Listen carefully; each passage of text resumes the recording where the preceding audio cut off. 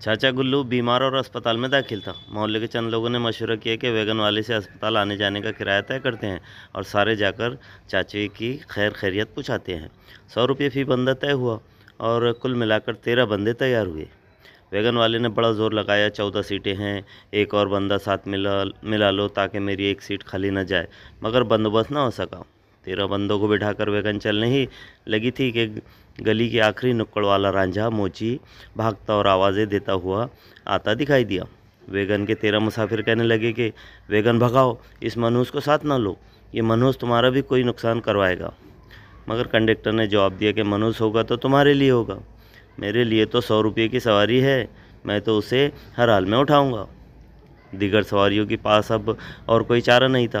हाँफते काँपते रांझे की पहुंचने पर कंडक्टर ने उसे बिठाने के लिए दरवाज़ा खोला, मगर रांझे ने बाहर खड़े खड़े ही टूटी सांसों में दीगर 13 लोगों से कहा कि चाचा गुल्लू तो रात को ही अस्पताल से वापस घर आ गया है, उतरो सारे नीचे, खामखा अस्पताल न जाओ। मोहतरम दोस्तों, असल में बाज़ औक़ात हम किसी इंसान को खुद से हक़ीर समझते हैं, लेकिन ये हरगिज़ नहीं जानते कि मुमकिन है वो अल्लाह रब्बुल इज़्ज़त के दरबार में हमसे बहुत बेहतर हो। इसलिए हर किसी को खुद से बेहतर समझे, हर एक को इज़्ज़त दें, यही आला इख़लाक़ है।